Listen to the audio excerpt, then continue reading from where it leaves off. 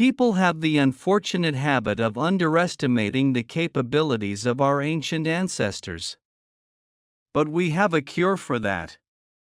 The cure is to observe the incredible inventions and technologies they came up with, which is precisely what we are going to do in this video. Number 1. Sacsayhuaman, on the northern outskirts of Cusco, Peru, is a massive complex rising to an altitude of 3,701 meters.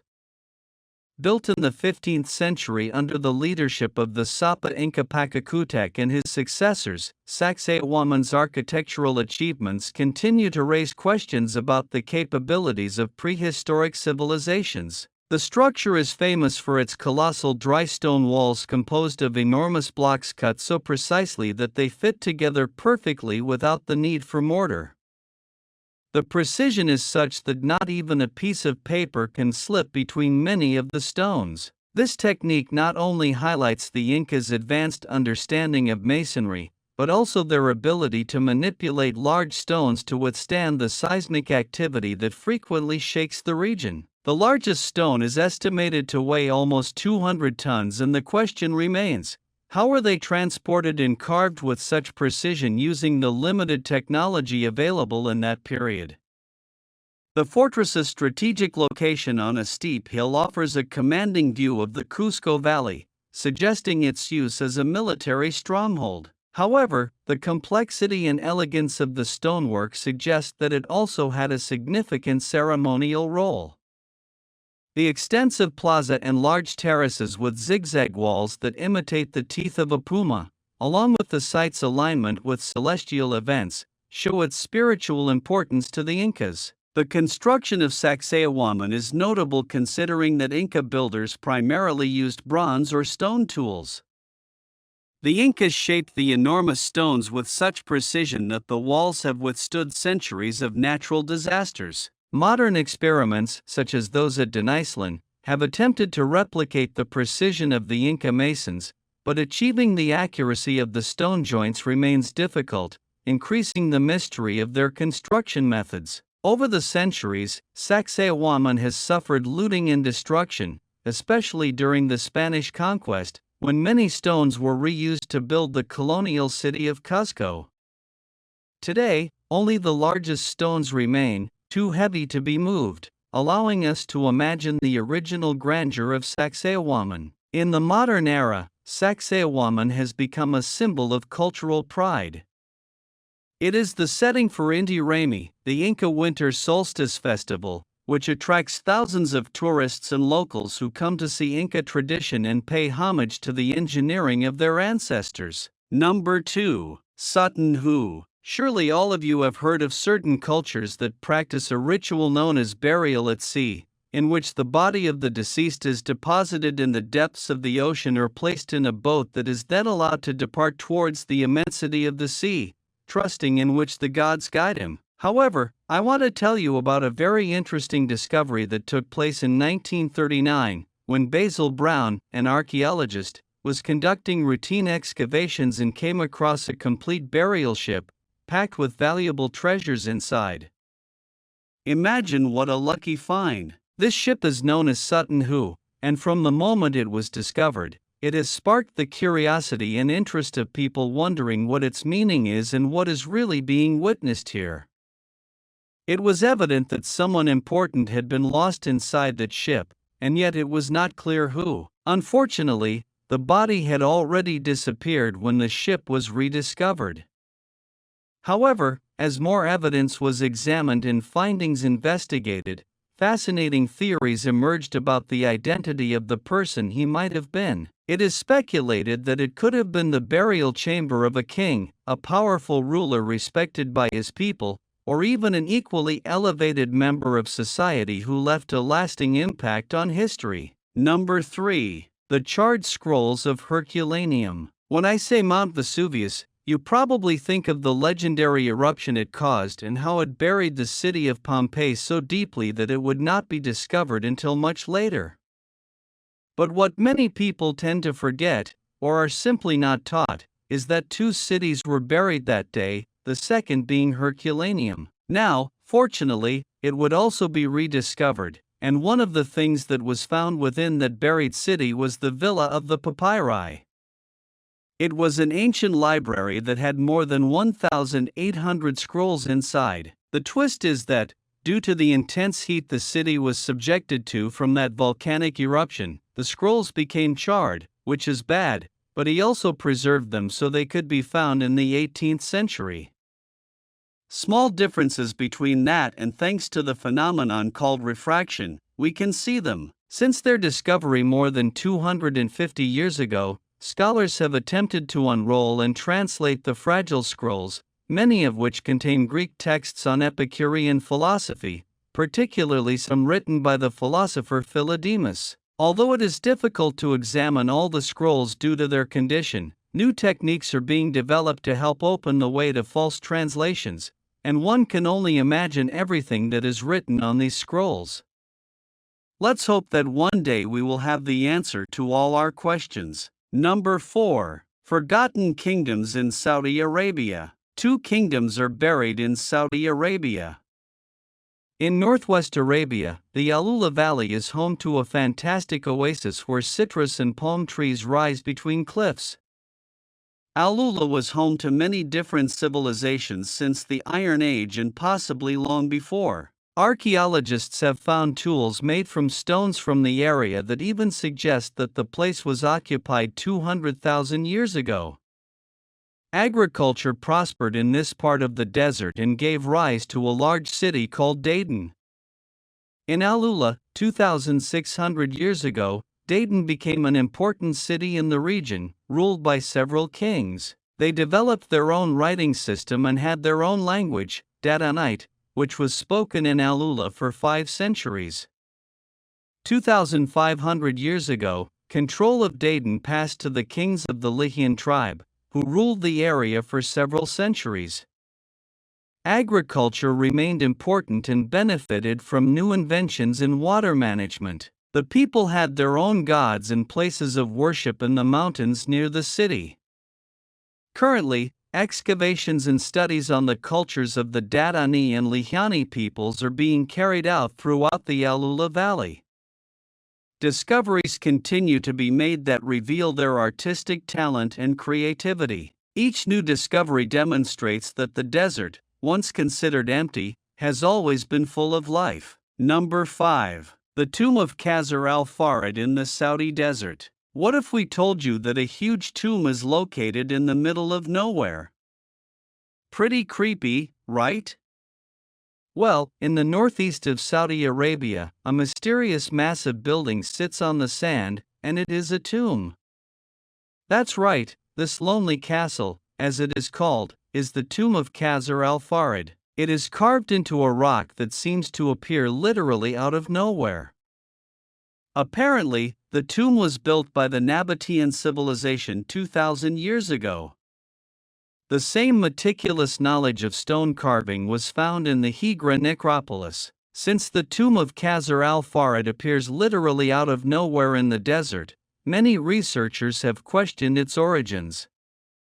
However, the tomb is not too far from the vast archaeological site of Madain Salih. The site was discovered and explored at the beginning of the 20th century and, guess what? More than 500 tombs were discovered and were also linked to the remains of the Nabatean city of Hijra. This building is still full of mysteries. It appears to have been left mid-construction, as one facade is sculpted with infinite detail while the other was left untouched. And the craziest thing is that there doesn't seem to be evidence of burial in this tomb. Could the deceased wake up and disappear? Number 6. Baibazin is a mysterious archaeological site located on an island in Lake Tyrkol, in the Republic of Tuva, Russia. This fortified complex, dating from around the 8th century, has baffled researchers due to its isolation and lack of clear evidence about its purpose and occupants. The name Porbazin translates as mud house in the Tuvan language, reflecting the site's main construction with mud bricks. Porbazin's design is unusual, with walls up to 12 meters high surrounding a rectangular area of about 3.5 hectares. Within these walls are the remains of several structures, including a central building that some believe could have been a temple or palace. The layout of the site suggests Chinese architectural influences, which has led to theories about its possible use by the Uyghurs, a Turkic group who established an empire in the region during that era. Porbazan's purpose remains a matter of debate. Some archaeologists suggest that it could have been a military fortress, an administrative center, or even a spiritual retreat.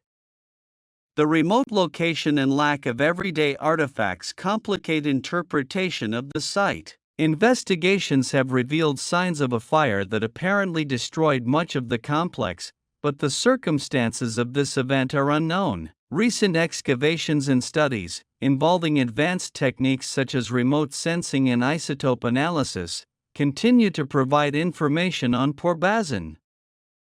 These studies have suggested that the site may have been built in a single monumental effort and used for a brief period before being abandoned. Porbazan is not only an archaeological enigma, but also a site of great natural beauty, surrounded by the mountainous landscape and the lake that isolates it.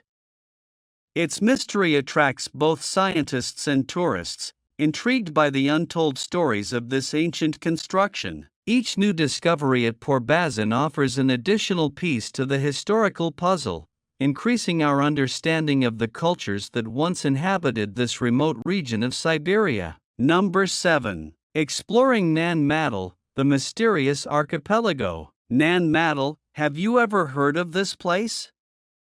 Probably not, since it is an archipelago in the middle of the Pacific Ocean.